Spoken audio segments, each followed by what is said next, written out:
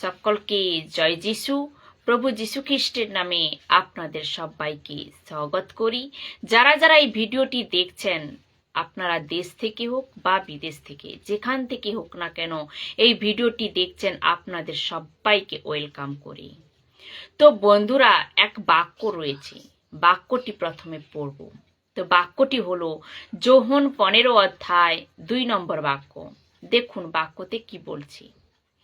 আমার যে শাখাতে ফল ধরে না তিনি তা কেটে ফেলেন, আর যে শাখাতে ফল ধরে তাতে আরো বেশি করে ফল ধরার জন্য তিনি তা ছেঁটে পরিষ্কার করে দেন। এই এক বচন আপনাকে জীবিত করে দেবে। আপনারা তৈয়ার তো? মসিহ জনতা আর যিশু বিশ্বাসী যারা যারা খ্যারি শিক্ষা অর্থাৎ সঠিক শিক্ষাকে পছন্দ করে, এই এক বাক্যটিকে যদি আপনি বুঝতে পারেন, তাহলে আপনার জীবন জীবিত হয়ে যাবে। দ্বিতীয় কথাটি হলো, এ হচ্ছে আত্মিক কথা। আত্মিক লোকের কথাই বলা হচ্ছে, আর আত্মিক লোকেরাই বুঝতে পারবেন।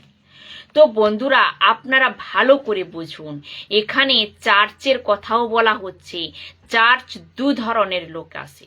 চার্চে দুই ধরনের লোক আছে। এক হচ্ছে যারা ফল দেয়, আর দুই হচ্ছে যারা ফল দেয় না। তো আর এই দিকে পরমেশ্বর যে আগুনে ভরা রয়েছে, গম্ভীরতা সে ভরা রয়েছে, নিজের বেটার সেবকাইকে দেখার জন্য এই পৃথিবীতে রেখেছে, আর ওই বেটার নাম হচ্ছে যিশু। আর ও বলছে কি, ও অর্থাৎ যিশু বলছে কি, আমার যে শাখাতে ফল ধরে না তিনি তা কি করেন? কেটে ফেলেন। আর যে শাখাতে ফল ধরে, যাতে আরো বেশি করে ফল ধরে, তার জন্য তিনি তা ছেঁটে পরিষ্কার করেন। এখানে 4টি কথা রয়েছে। এক হচ্ছে দাখলতা অর্থাৎ অঙ্কুরলতা, মানে হলো এক হচ্ছে কি দাখলতা অর্থাৎ অঙ্কুরলতা, মানে হলো যিশু। আর 2 হচ্ছে কৃষক, এর মানে হলো পিতা।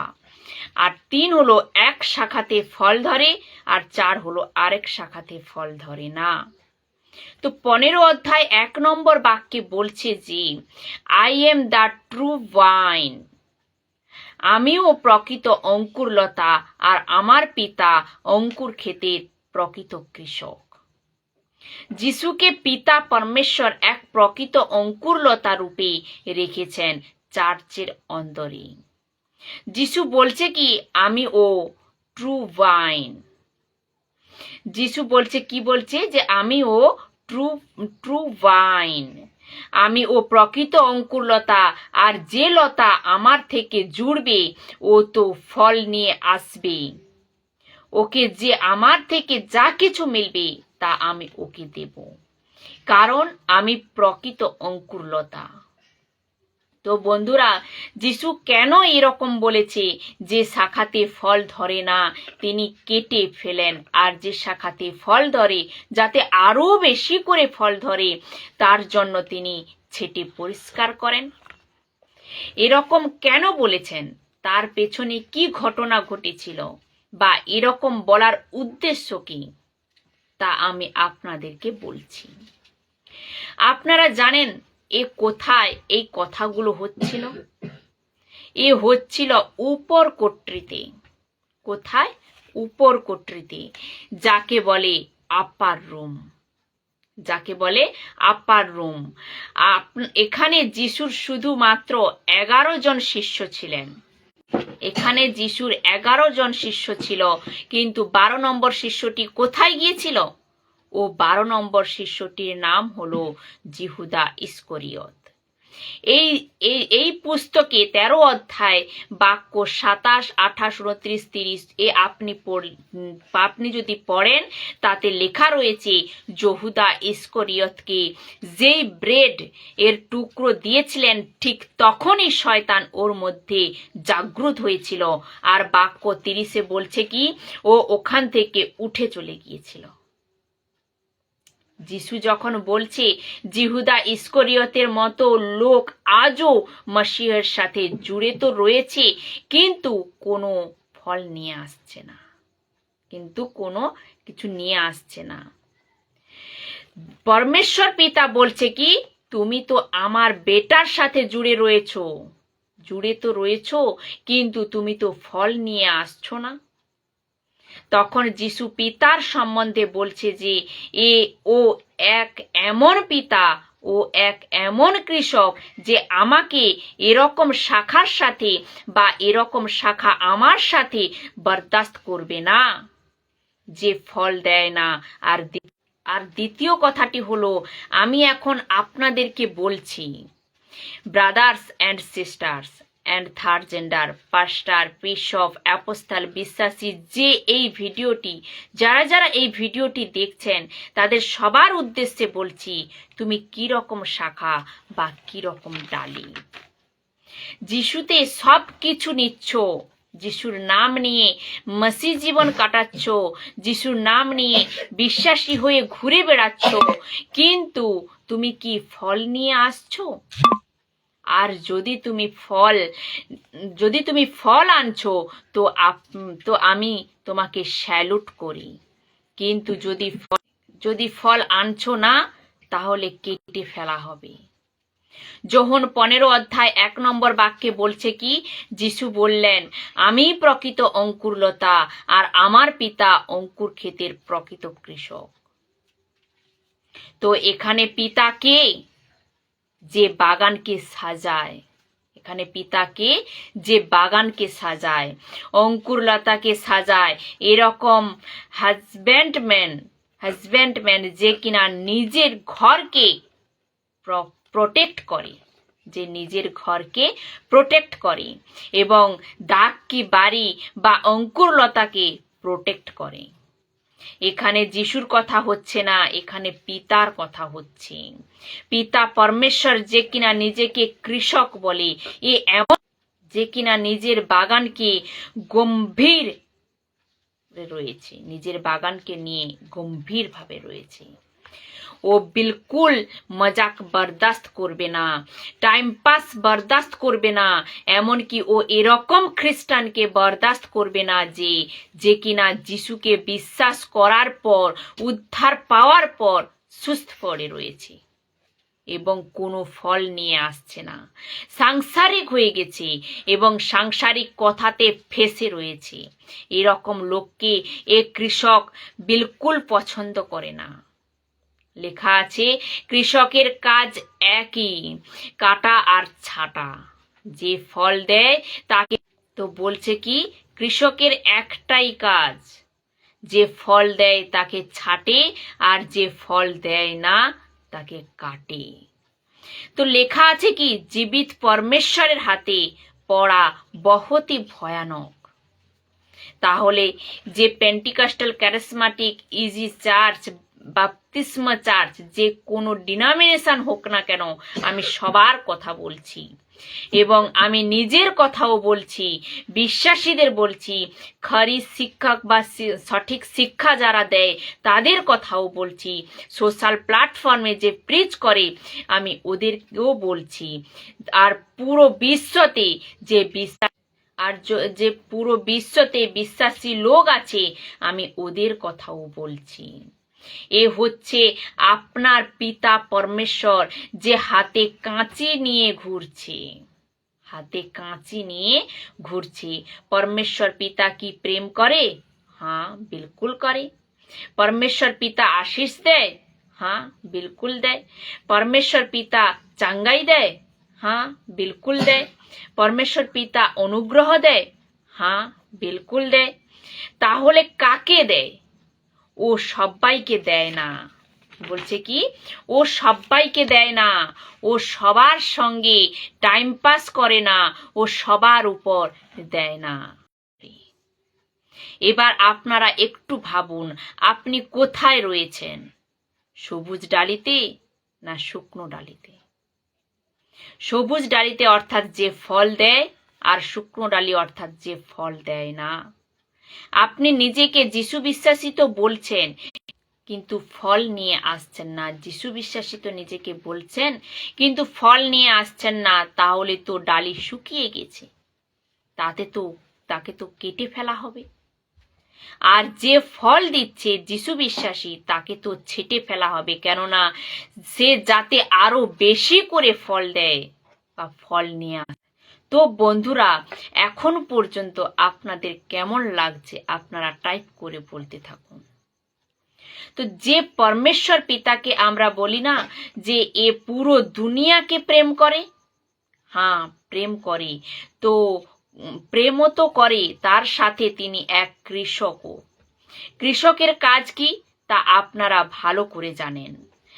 তার আর বাক্যে বলছে কি, আমার যে শাখাতে ফল ধরে না তিনি তা কেটে ফেলেন, আর যে শাখাতে ফল ধরে যাতে আরো বেশি করে ফল ধরার জন্য তিনি তা ছেটে পরিষ্কার করেন। এর অর্থ হলো পরমেশ্বর এই লোকেদের যারা জীবিত রয়েছে, মজবুত রয়েছে এবং যিশুতে ফল দিচ্ছে, যিশুতে হয়ে ফল দিচ্ছে।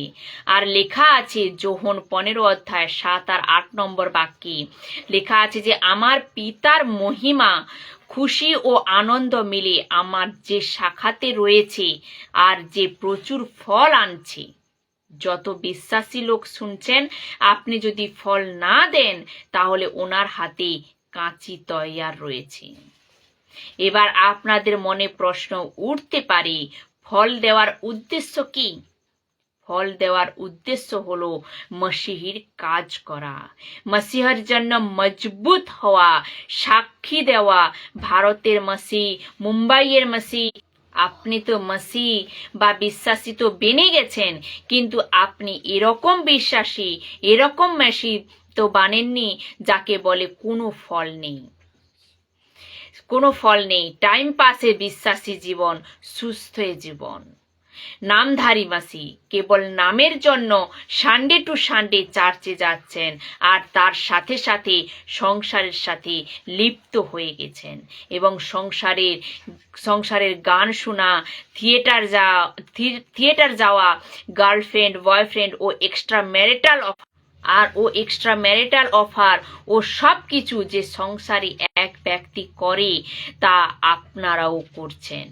তাহলে আপনারা শুকিয়ে গেছেন।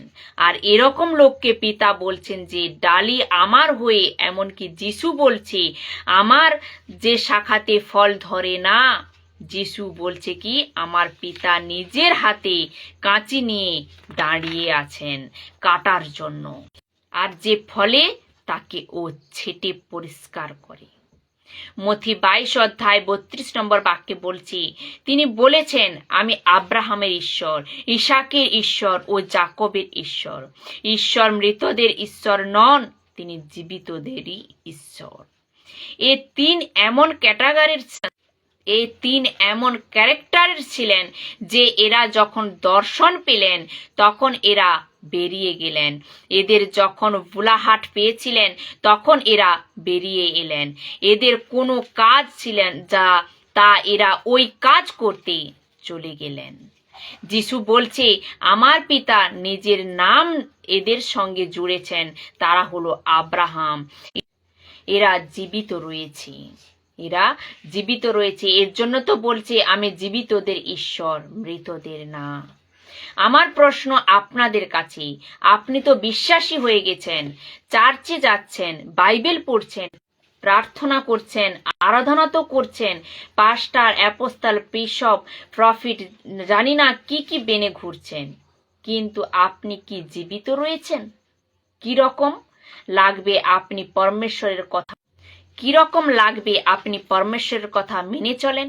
কিরকম লাগবে পরমেশ্বর আপনার সাথে নিজে না জুড়ে? দেখো আমি এদের পরমেশ্বর, কারণ এরা জীবিত, আর আমি জীবিতদের পরমেশ্বর। লেখা আছে কি, কৃষক নিজের দাখলতা, অঙ্কুরলতা ছাটে। এখানে এর সাথে চার্চের তুলনা করা হয়েছে। এর অর্থ হলো যেরকম, অর্থাৎ যাকে যিশুর দুলহন বলে, এরকম যাকে যিশুর দুলহন বলে।